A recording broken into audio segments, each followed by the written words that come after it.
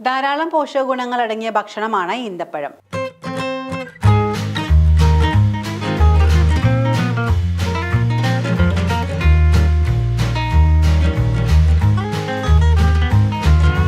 അന്നജവും മിനറലുകളും നാരുകളും anti ഓക്സിഡന്റുകളും ഈന്തപ്പഴത്തിൽ അടങ്ങിയിട്ടുണ്ട്.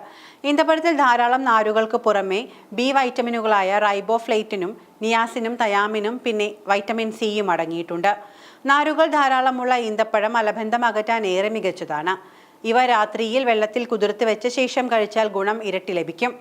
ഈന്തപ്പഴത്തിലെ കാൽഷ്യവും മറ്റ് മിനറൽസും എല്ലുകളുടെ ആരോഗ്യത്തെ സംരക്ഷിക്കുന്നു. പ്രത്യേകിച്ചും ഓസ്റ്റിയോപൊറോസിസ് പോലുള്ള രോഗങ്ങളിൽ നിന്നും സംരക്ഷിക്കാനും ഈന്തപ്പഴം കൊണ്ട് സാധിക്കുന്നുണ്ട്. ഹൃദയ സംബന്ധമായ പ്രശ്നങ്ങൾക്കുള്ള നല്ലൊരു പരിഹാരം കൂടിയാണ് ഈന്തപ്പഴം. ദിവസവും ഈന്തപ്പഴം കഴിക്കുന്നത് രക്തയോട്ടം വർദ്ധിപ്പിക്കാൻ സഹായിക്കുന്നു. LDL കൊളസ്ട്രോൾ കുറയ്ക്കുന്നതിനും HDL കൊളസ്ട്രോൾ വർദ്ധിപ്പിക്കുന്നതിനും ഈന്തപ്പഴം ഗുണം ചെയ്യും. ഈന്തപ്പഴത്തിൽ ഫാറ്റ് കുറവായതിനാൽ കൊളസ്ട്രോൾ അളവ് ബാലൻസ് ചെയ്യുന്നു. മാത്രമല്ല എനർജി വർദ്ധിപ്പിക്കാനും ഈന്തപ്പഴം സഹായിക്കും. ധാരാളം ഫൈബർ അടങ്ങിയ പഴമായതിനാൽ ദഹനപ്രശ്നമുള്ളവർ ഈന്തപ്പഴം കഴിക്കുന്നത് നല്ലതാണ്. ഇത് ദഹനപ്രക്രിയ സുഗമമാക്കും. പ്രോട്ടീൻ അടങ്ങിയതിനാൽ പേശികളുടെ ബലത്തിനും ഈന്തപ്പഴം സഹായിക്കും. അനീമിയ, ഹൃദ്രോഗങ്ങൾ, മലബന്ധം തുടങ്ങിയ പല ആരോഗ്യ പ്രശ്നങ്ങൾക്കും ഈന്തപ്പഴം പരിഹാരം കാണുമെന്ന പഠനങ്ങൾ കണ്ടെത്തിയിട്ടുണ്ട്. ചർമ്മത്തിന്റെ ആരോഗ്യത്തിനും ഈന്തപ്പഴം മികച്ചതാണ്.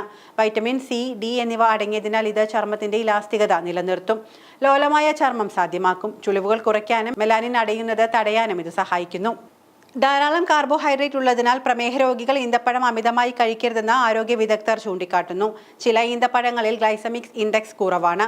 പക്ഷേ ഒട്ടുമിക്കവയും രക്തത്തിലെ പഞ്ചസാരയുടെ അളവ് കൂട്ടുമെന്നാണ് ആരോഗ്യ വിദഗ്ധർ നൽകുന്ന മുന്നറിയിപ്പ്. ഈന്തപ്പഴത്തിന്റെ അമിത ഉപയോഗം ശരീരഭാരം കൂട്ടുന്നതായും ചില പഠനങ്ങൾ കണ്ടെത്തിയിട്ടുണ്ട്. അമിതമായി ഈന്തപ്പഴം കഴിക്കുന്ന ചിലരിൽ ഗ്യാസും പുളിച്ചുതകറ്റലിനും ഉണ്ടാക്കുന്നതായും കണ്ടുവരുന്നു. ദഹിക്കാൻ സമയമെടുക്കുന്നതിനാൽ കൊച്ചുകുട്ടികൾക്ക് ഈന്തപ്പഴം മുഴുവനായി കൊടുക്കുന്നതിനെയും ആരോഗ്യ വിദഗ്ധർ പ്രോത്സാഹിപ്പിക്കുന്നില്ല. വീണ്ടും ഒന്ന് ഓർമ്മിപ്പിച്ചോട്ടെ, ഇതെല്ലാം പൊതുവായ ആരോഗ്യ കാര്യങ്ങൾ മാത്രമാണ്. ആരോഗ്യപരമായ ഏതൊരു തീരുമാനം എടുക്കുന്നതിന് മുൻപും ഒരു ആരോഗ്യ വിദഗ്ധന്റെ നിർദ്ദേശം സ്വീകരിക്കേണ്ടതാണ്.